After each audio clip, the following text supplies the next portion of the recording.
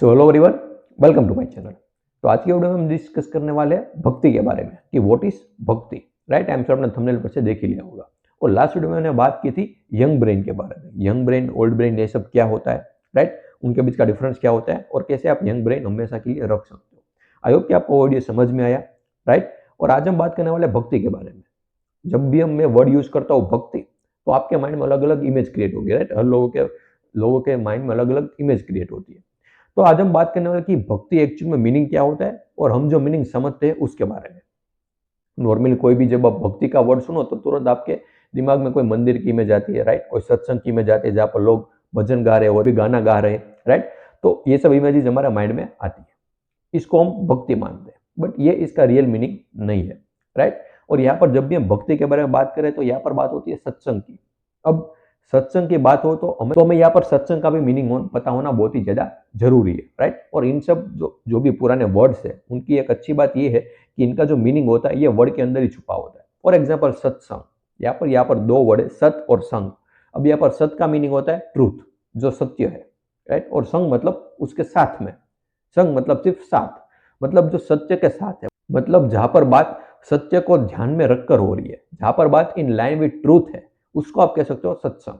अब यहाँ पर एक और क्वेश्चन आता है कि ठीक है, सत्संग का मतलब हम पता तो चल गया कि सच के संग, बट किस बात का सच, राइट। सच तो हर चीज का होता है। फॉर एग्जाम्पल मेरा भी कोई सच है, आपका भी कोई सच है, किसी और का कोई और सच होगा, तो अलग अलग सच है। तो यहाँ पर बात किस सच की हो रही है, राइट। तो यहाँ पर बात किस सच की हो रही है, ये बहुत इंपॉर्टेंट है जानना। तो यहाँ पर सच बात हो रही है, जो ट्रूथ है उससे कोई फर्क नहीं पड़ता कि आपको ट्रूथ लगता है या मुझे लगता है, जो ट्रूथ है, राइट। मैंने बार बार कहता हूँ कि व्हाट इज और what should be. What should be मतलब जो हमें लगता है, और व्हाट इज मतलब जो सच है। उससे कोई फर्क नहीं पड़ता कि आपकी नजर में वो सच है या नहीं है, लेकिन वो एक्चुअल में सच है। तो उस सच को ध्यान में रखकर जहां पर बात हो रही हो, जहां पर उसके बारे में डिस्कशन हो रहा हो, जहां पर लोग जानने की या फिर समझने की कोशिश करते हो, राइट, उसको आप सत्संग कह सकते हो। अभी जो हम डिस्कस कर रहे हैं, तो यहाँ पर हम क्या कर रहे हैं कि हम सच्चाई की ओर जा रहे हैं, तो इसको भी आप एक सत्संग कह सकते हो, राइट। नॉर्मली जो सत्संग का लोग मीनिंग निकालते हैं कि कोई गाना बजाना चल रहा है, भजन चल रहा है, राइट, तो उसको हम सत्संग नहीं कह सकते, वो कुछ और ही है।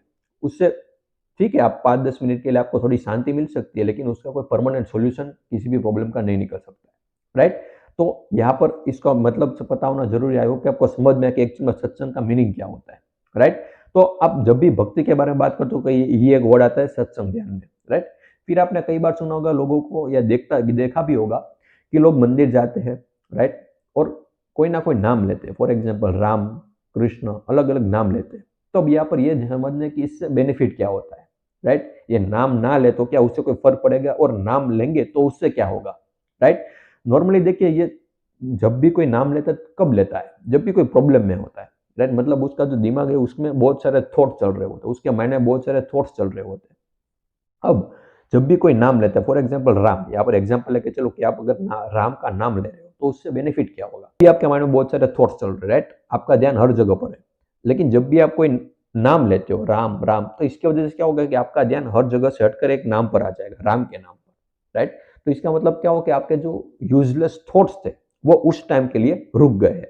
अब आपका ध्यान एक जगह पर आ चुका है, जिसकी वजह से आपको माइंड रिलैक्स होगा, आपको थोड़ी देर के लिए शांति मिलेगी। लेकिन कब तक, जब तक आप उस नाम से जुड़े हो तब तक, जब तक आप उसके नाम को ले रहे हो तब तक, राइट। तो ये भी हमें यहाँ पर समझ में कि वो एक परमानेंट सोल्यूशन नहीं, टेम्पररी सोल्यूशन हो सकता है, राइट। जब भी आप नाम लोगे तो आपका माइंड रिलैक्स हो जाएगा, लेकिन जब आप नाम लेना छोड़ दोगे तो वही थॉट जो है वो चले गए थे वो वापस आ जाएंगे, राइट। फिर से आपके माइंड की हालत जो पहले थी वही हो जाएगी, कुछ देर के लिए आराम मिलेगा जब भी आप नाम लोगे तब, राइट। तो यहाँ पर इसका परमानेंट सॉल्यूशन क्या है कि समझना कि थॉट्स आ रहे हैं तो क्यों आ रहे हैं, इसके पीछे का रीजन क्या है। जब आप उसकी रियलिटी में जाओगे, उसके पीछे के रीजन में जाओगे, तो वहां पर आपको टेम्पररी नहीं पर परमानेंट सॉल्यूशन मिलने की पॉसिबिलिटी बढ़ जाती है, राइट। तो अब क्या आपको ये इतना क्लियर हुआ, राइट। जब भी हम भक्ति के बारे में बात करते हैं तो बहुत सारे टॉपिक इनमें इन्वॉल्व हो जाते हैं। तो भक्ति का मतलब कोई भी आप नाम ले रहे हो, और यहाँ पर अगर आप नाम नहीं भी ले रहे हो तो उससे भी कोई फर्क नहीं पड़ेगा, राइट। आपका ध्यान सिर्फ एक जगह पर है, राइट। तो it's like meditation, right. Meditation में आप यही करते हो, राइट, आप सिर्फ ऑब्जर्व करते हो चीजों को।